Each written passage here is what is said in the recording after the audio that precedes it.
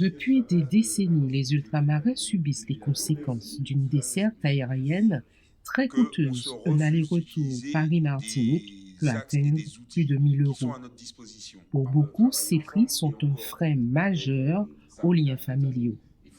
Pourquoi on paye aussi cher pour un aller-retour qui fait 8 heures de vol et on va aux États-Unis, c'est la même distance, ils payent 2 fois moins. Et cette histoire de taxe ferroviaire, je ne comprends pas pourquoi nos élus euh, euh, ont accepté cette taxe depuis très longtemps. Ça ne doit pas exister. Merci, madame, de poursuivre le combat. Et nous sommes derrière vous. Nous serons avec vous pour aller jusqu'au bout. Il faut que les billets d'avion soient moindres.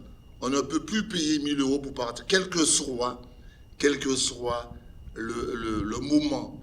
Je vais juste vous raconter une anecdote. Quand on a rencontré Air Caraïbes, on leur a posé cette question. Pourquoi on paye aussi cher alors que pour un Paris-New York, c'est moins de 400 euros? La réponse, elle est insupportable, mais elle traduit d'une réalité. C'est on a privatisé ce service-là qui devrait être un service public pour assurer la continuité territoriale. Ils nous ont répondu, comme il n'y a pas assez de monde qui remplit les premières classes, on est obligé de lisser le prix des billets sur l'ensemble des places. Et ils ont osé nous dire, donc c'est à vous, élus, de créer l'activité nécessaire sur vos territoires pour baisser ces billets d'avion. Mais comment on crée de l'activité sur nos territoires si pour s'y installer, il faut payer justement ces sommes-là astronomiques pour s'y rendre? On peut pas, économiquement, c'est pas viable. Face à cette situation, l'association ultramarin d'Ubud, présidée par Tifrère Avrila, a vu le jour en mars 2024. Leur objectif, faire pression pour des mesures concrètes, notamment une continuité territoriale et un plafonnement des prix des billets d'avion à 500 euros.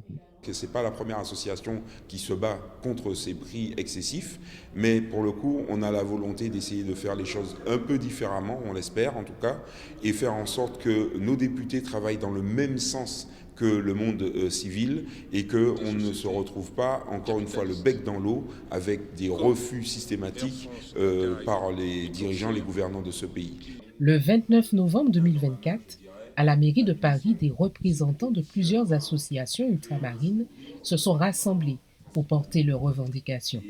Parmi les présents, Airprac France, le CIFOM, Caraïbes Rassemblement, le collectif Chlordécone et Tiens-Béred, French West Indies, et différents attachés parlementaires ont apporté leur soutien et leurs propositions.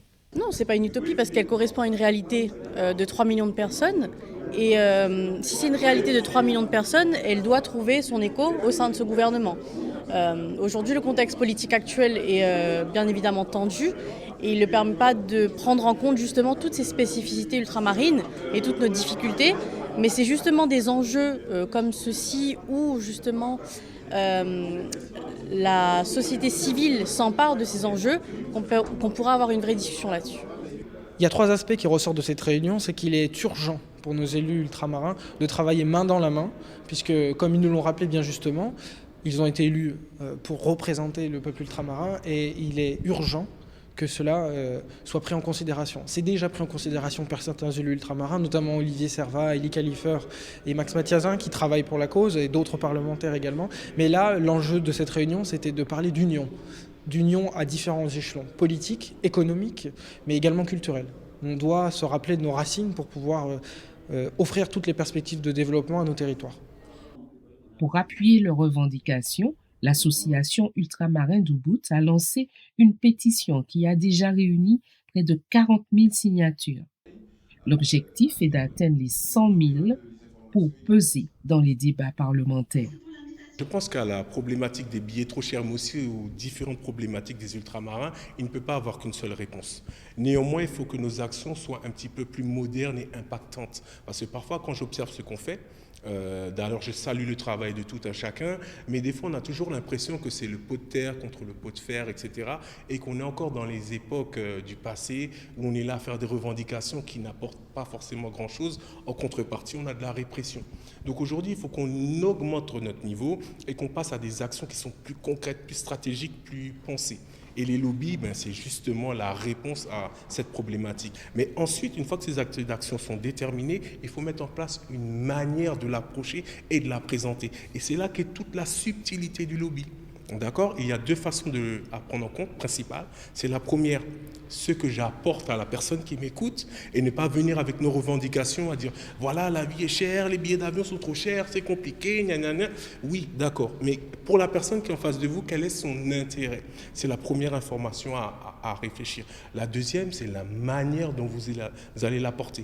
Et parfois, ce n'est pas forcément la façon publique qui est la meilleure. Techniquement, et vu les événements, que ce soit pour la vote des budgets qui est en train de se décider là actuellement, que ce soit la conjoncture économique du moment, et on a appris très récemment en rencontrant une députée qu'il y a les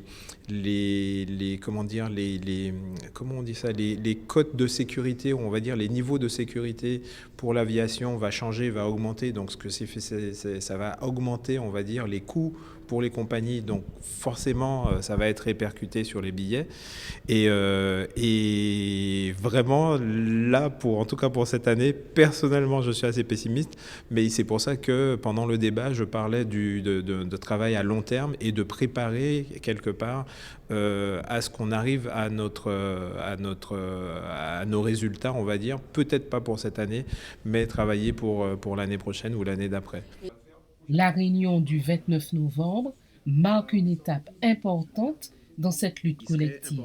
Si les résultats ne sont pas encore au rendez-vous, les associations comptent maintenir la pression sur les autorités publiques.